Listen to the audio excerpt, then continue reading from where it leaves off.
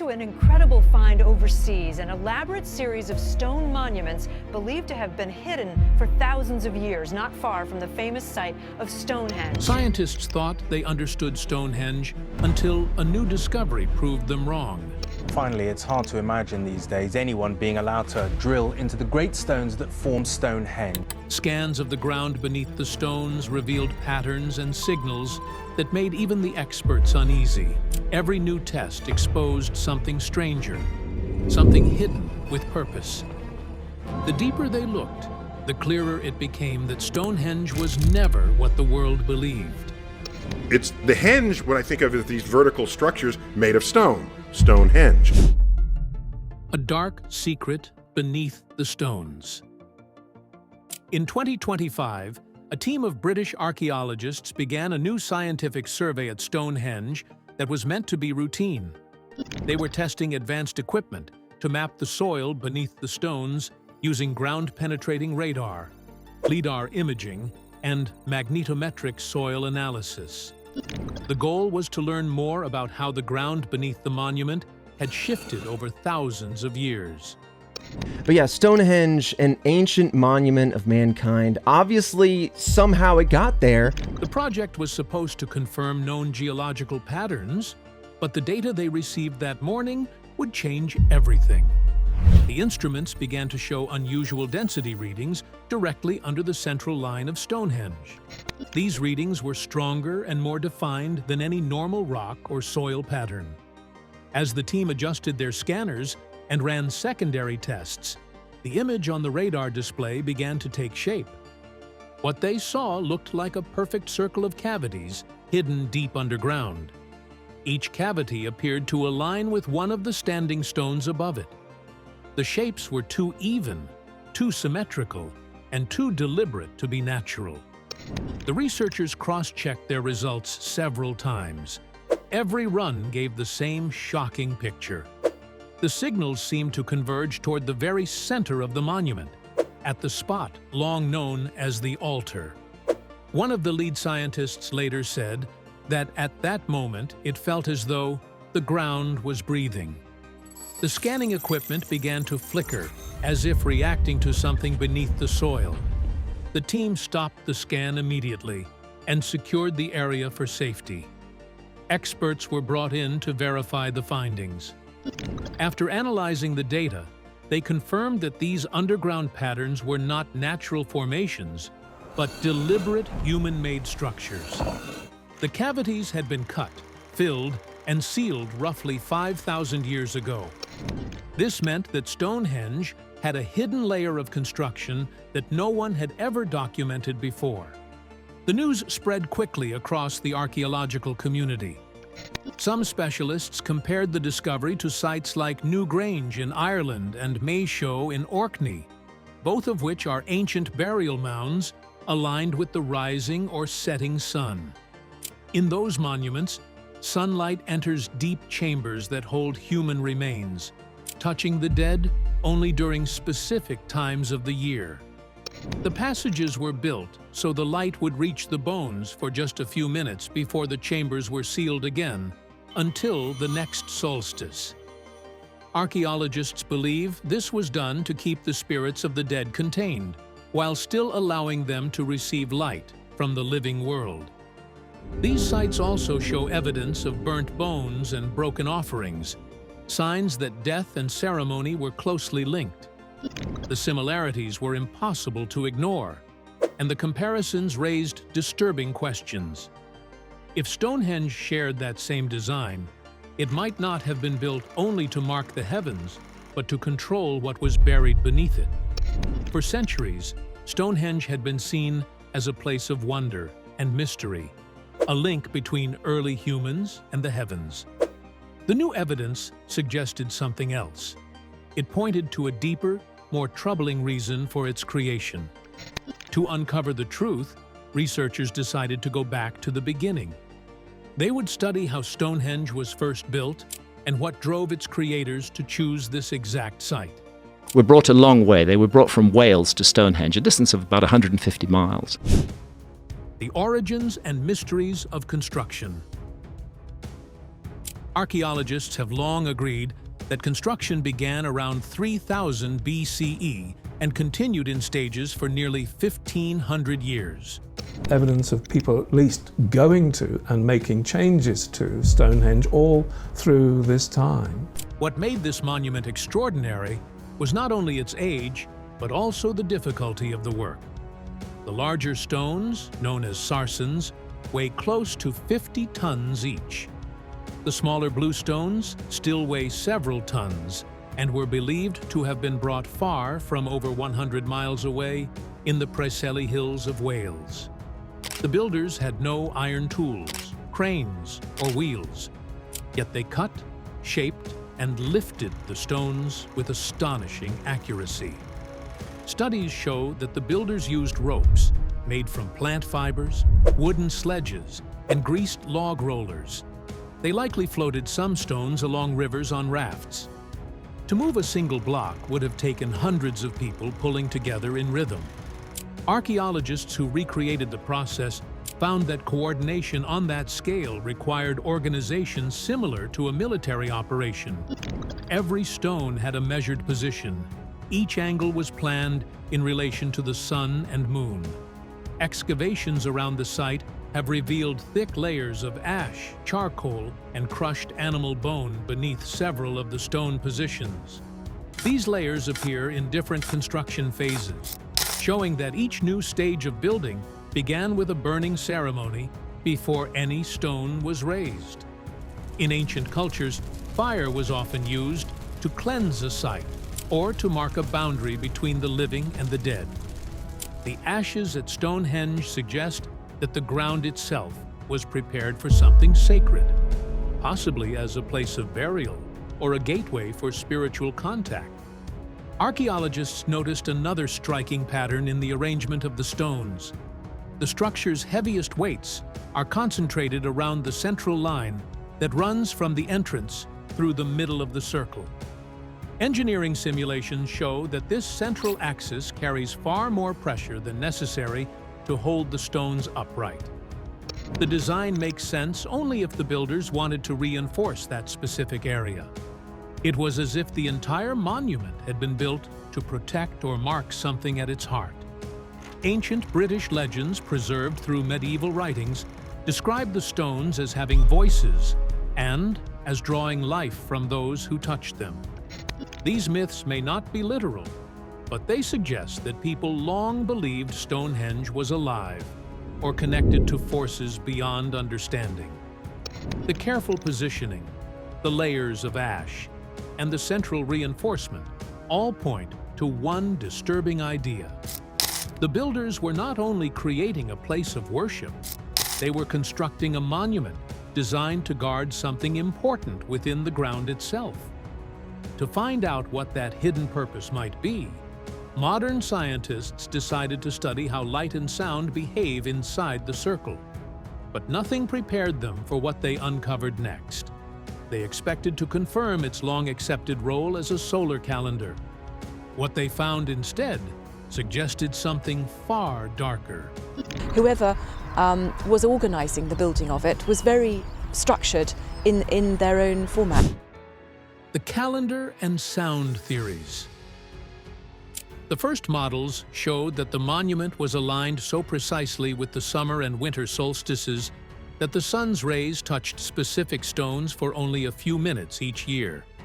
To ancient builders, that precision would have required generations of observation and testing. Researchers believed this accuracy was meant to mark the passing of the seasons. But when the data was compared to recent sound experiments, it revealed a much more disturbing purpose.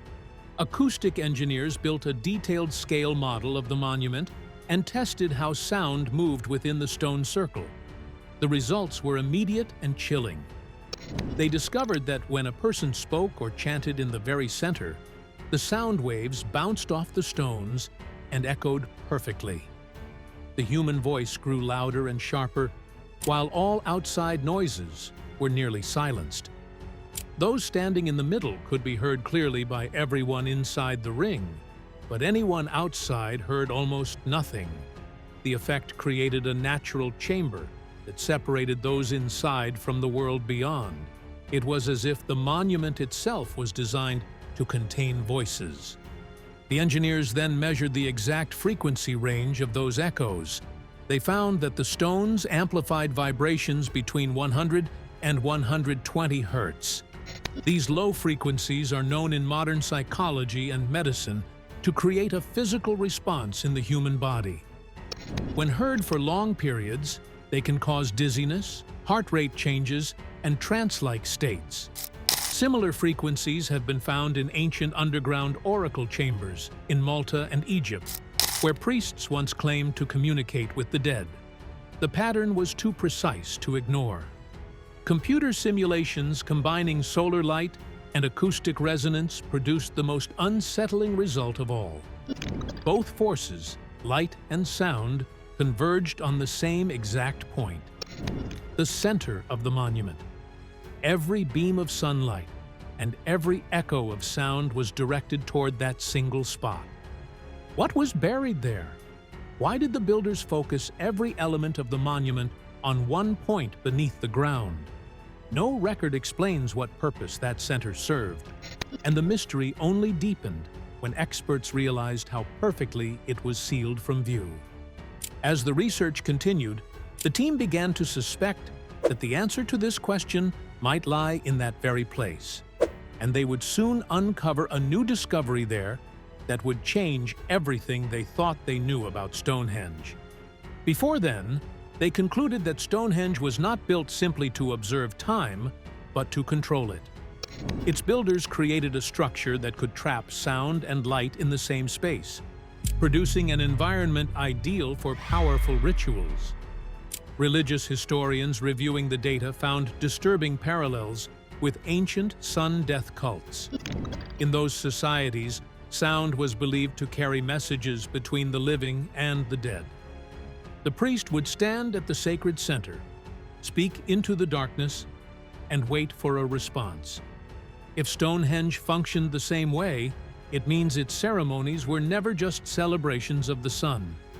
They were attempts to speak to whatever lay beneath the ground. Scientists now began searching for signs of what that effort cost the people who built it. The human cost and the harsher truth. When researchers began studying the remains found near Stonehenge, they were not prepared for the level of suffering they would uncover. Excavations at Durrington Walls, a settlement believed to have housed the builders, revealed an appalling story. The site was filled with broken animal bones, butchered remains, and scattered fragments of human skeletons. What first looked like signs of communal feasting soon began to resemble funerary rituals mixed with scenes of violence and desperation. Many of the bones had burn marks and were mixed with charcoal and chalk dust, forming the same layers that appear beneath the stones of the main monument. The findings suggested that the people who helped raise Stonehenge might also have been the ones buried beneath it. The skeletal evidence told a grim story of exhaustion and pain. Bioarchaeologists found that many of the workers were young men and women, some barely into adulthood. Their bones showed signs of heavy strain, compressed spines, and fractures that had healed only to break again. Several skulls bore deep cuts and cracks that did not match injuries from accidents, but rather from deliberate blows. These details led researchers to suspect that not all of these people died naturally. Some may have been sacrificed or forced to work until their bodies gave out. The evidence pointed to a society that believed human suffering could sanctify stone. Soil tests taken from beneath the larger sarsen stones added another disturbing layer. The samples contained traces of burnt human bone mixed with chalk and ash. This combination matches samples from known ritual sacrifice sites in continental Europe. In those ancient cultures, such layers formed when victims were burned as offerings before a sacred structure was raised. The similarities could not be dismissed. It appeared that each major building phase at Stonehenge began with fire and death, followed by the placement of new stones over the ashes. The burn marks on the soil were not the result of accidental fires. They were part of a process, repeated again and again over centuries. Scientists described this practice as industrial-scale devotion. The phrase captured how religion, power, and fear combined to demand not only labor, but life itself. The people who built Stonehenge were not simply workers. They were participants in a belief system that required the body to be broken to please the gods or the spirits below. Forensic analysis even found tiny particles of copper and tin in the soil, materials later used for bronze. This suggests that the builders may have experimented with metal during rituals, believing it could transform the human body into something eternal, just as stone endures through time. When researchers aligned all the radiocarbon dates from these layers, the timeline became horrifyingly clear. Each new phase of construction began only after a mass burning event, as if the monument could not grow without another offering of flesh and fire. Every clue, from sound to sacrifice, now pointed toward the heart of the monument. Scientists decided to test the central spot itself, unaware that what they would soon uncover there would shatter everything they thought they knew about Stonehenge.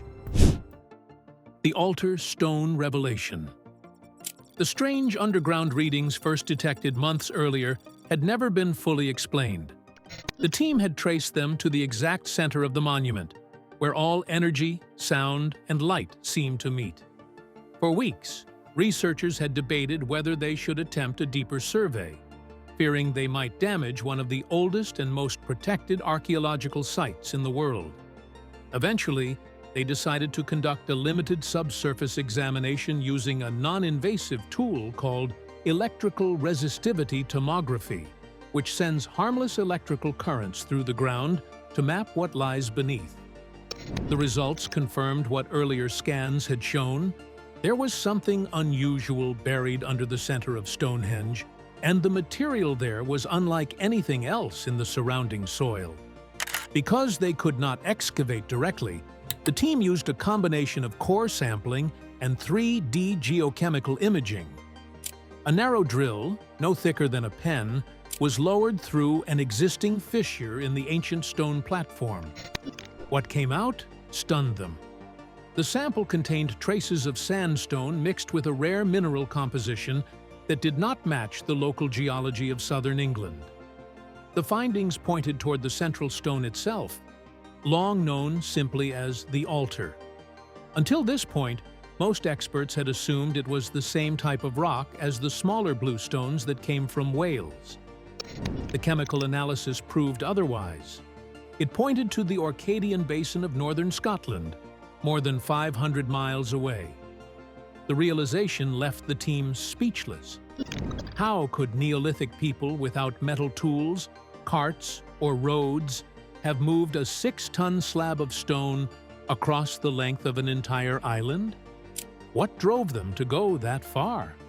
The shock deepened when they understood what this region of Scotland represented.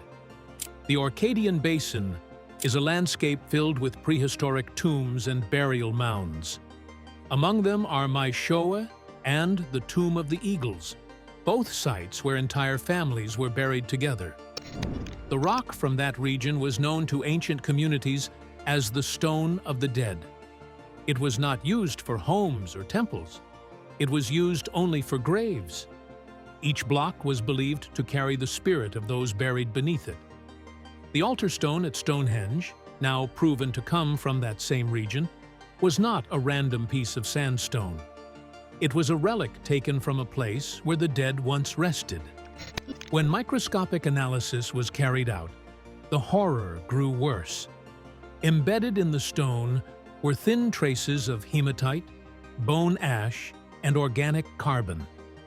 These are the same materials found in Scottish cremation soils, which form when human bodies are burned at high heat, and their remains mix with mineral dust. These particles were not random impurities that had settled over time. They were remnants of real people. The altar stone was not freshly quarried when it arrived in England. It had already been part of a burial structure in northern Scotland, where it likely served as the ceiling slab of a communal tomb. In Neolithic Orkney, disturbing the resting place of the dead was considered one of the gravest acts imaginable. The ancient people there believed that the spirits of the dead stayed bound to the stones that covered their graves. Removing those stones could release those spirits or carry them into another land. To move such a stone was to risk carrying the power of death itself. Archaeologists studying Orkney's oral traditions found references to a great journey in which the ancestors were carried south so their light would never fade. Many now interpret this to mean that the builders of Stonehenge took the burial stone from Scotland as a way to bring the power of their dead with them. Bringing it to England meant transferring their presence into the new soil. The discovery rewrote everything scientists thought they knew.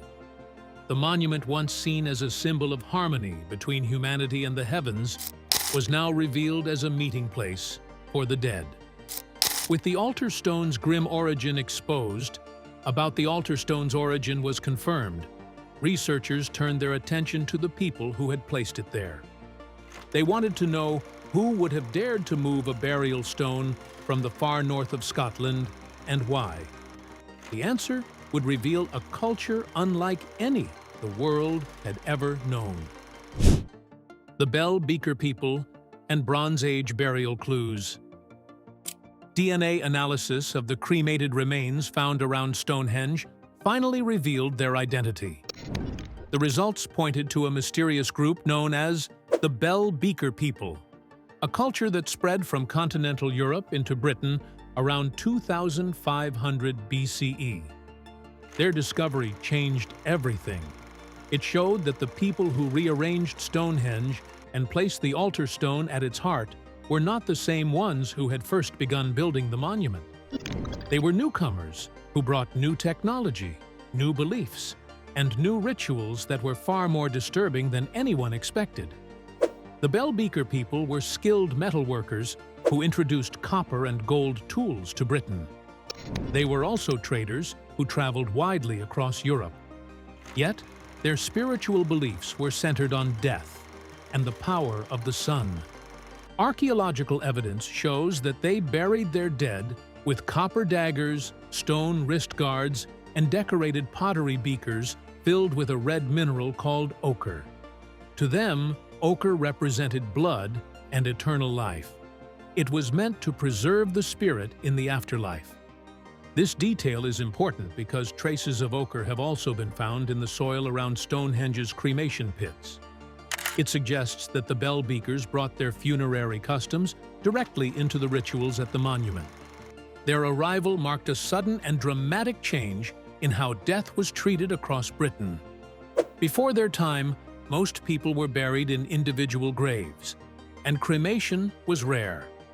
After the Bell Beakers appeared, the pattern shifted. Mass cremations became common, and urns filled with ash were placed around sacred sites instead of being buried in ordinary cemeteries. Excavations at Stonehenge uncovered several such urns containing not only burned human remains, but also charred animal bones mixed together. The mix of species suggested that sacrifices had taken place, possibly during public ceremonies meant to bind the living and the dead. Chemical analysis of the ash layers added another layer of horror. The remains contained bitumen and pine resin, materials that do not occur naturally in the region. These substances were used in ancient Europe and the Near East as primitive embalming agents. Their presence shows that the Bell Beaker people were borrowing ideas from other cultures, perhaps ones they had traded with across the sea. They were using imported substances to preserve the bodies they burned, turning cremation into an elaborate ritual process rather than a simple method of disposal. Religious historians found that these rituals were similar to ancient Indo-European myths that linked the sun and human life. In those stories, people believed that the sun's light weakened during the winter, and needed help to rise again. The return of the sun in spring was seen as proof that life could come back from death. Fire became the symbol of this belief, because its light and warmth seemed to imitate the sun's power. When people lit large fires during their ceremonies, they thought they were helping the sun regain its strength. At Stonehenge, the Bell Beaker people may have followed this same idea in a far more extreme way. They may have believed that by burning human and animal bodies, they could feed the sun with the energy of those lives. In their minds, every sacrifice added power to the light that returned each year.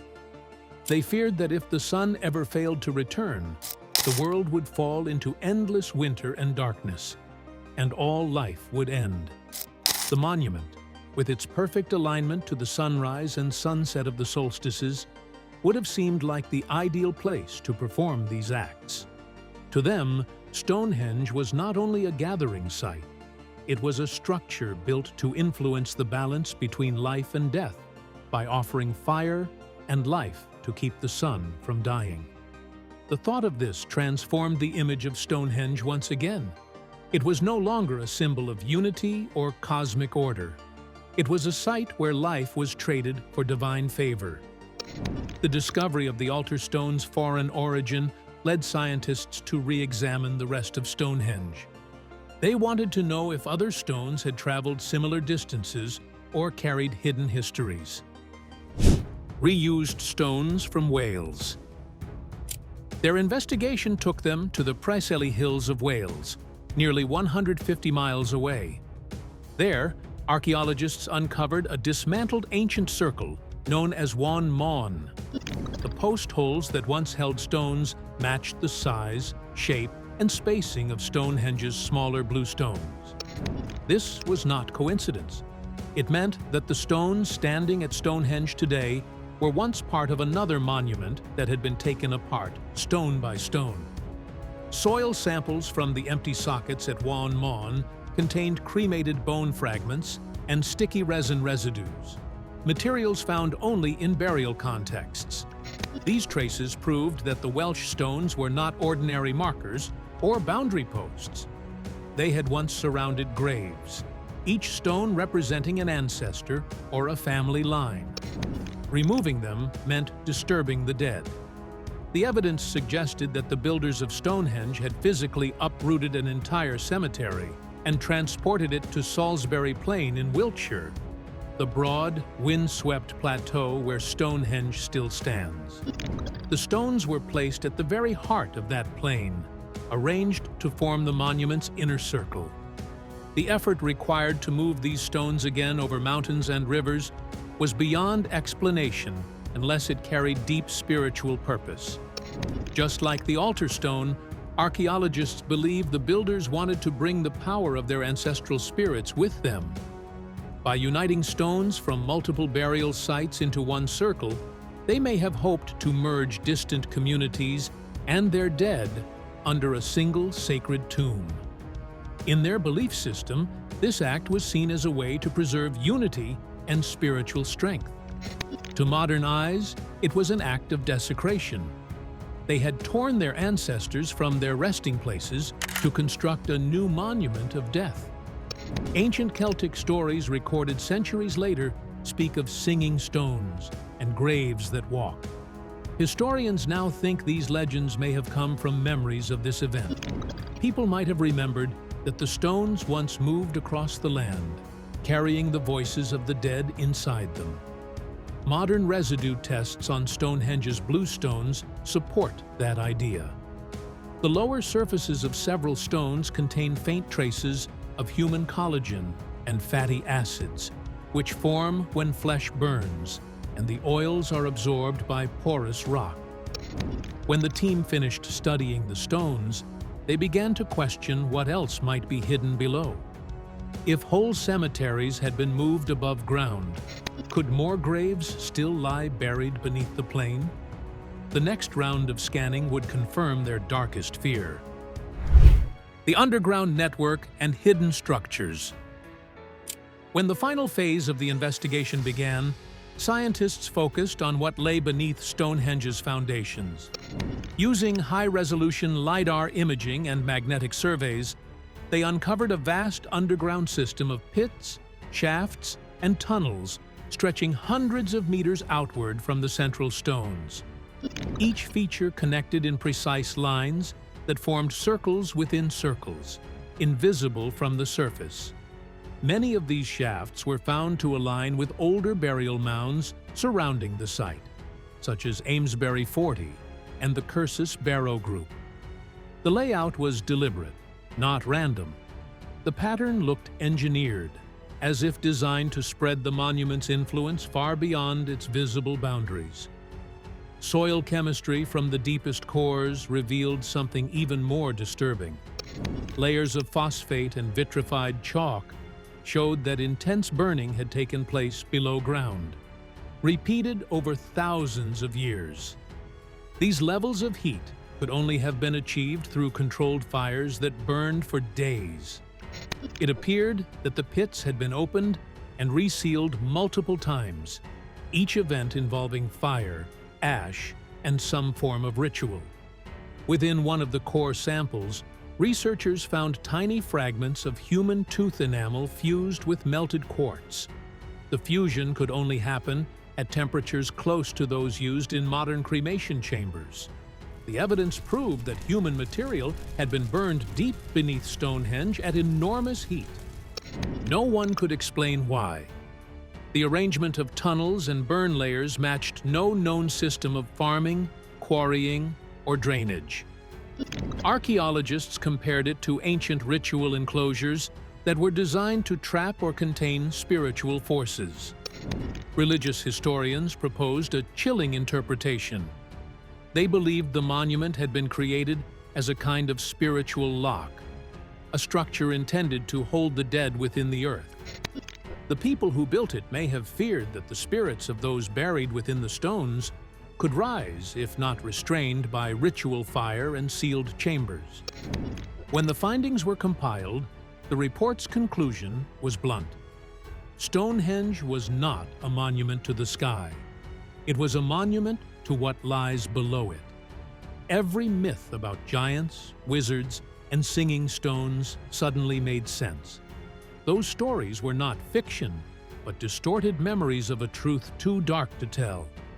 The excavation has now stopped, and no further work is planned. The plain remains quiet at night, as if the world has finally understood that the stones were never meant to be disturbed again. What do you think about this discovery? Comment down below.